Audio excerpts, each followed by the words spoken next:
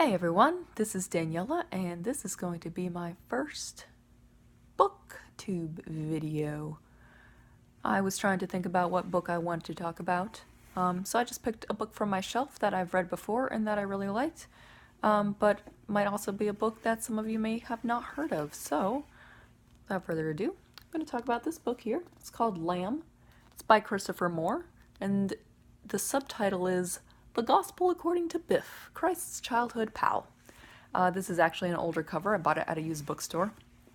And the basic idea, the summary, more or less, of this book is it's, like the subtitle, it's kind of a retelling of the lost years of Jesus' life when he was a kid until his young adult years before he started doing his thing that we have in the actual Gospels. And it's narrated from the point of view of, like I said, his best friend, his fictional best friend, Biff. His real name is Levi.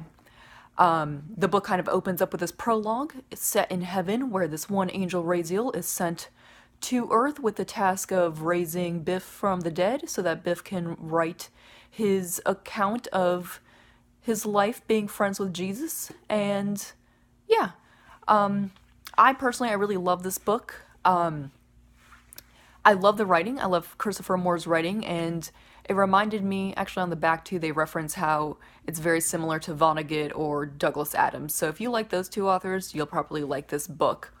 And I like how he definitely kind of researched and read the actual real Gospels to get an idea of what he was writing. So there are things in this book that are based on those actual texts, but he definitely took a lot of liberty in some of those lost years.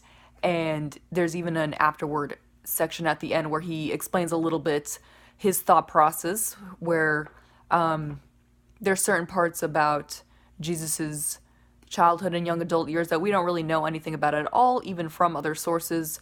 So he said, well, it was possible that Jesus did this. Maybe he didn't really go out east and work with Buddhist people, but that just made a more fun story. Yes. So, why did I like this book?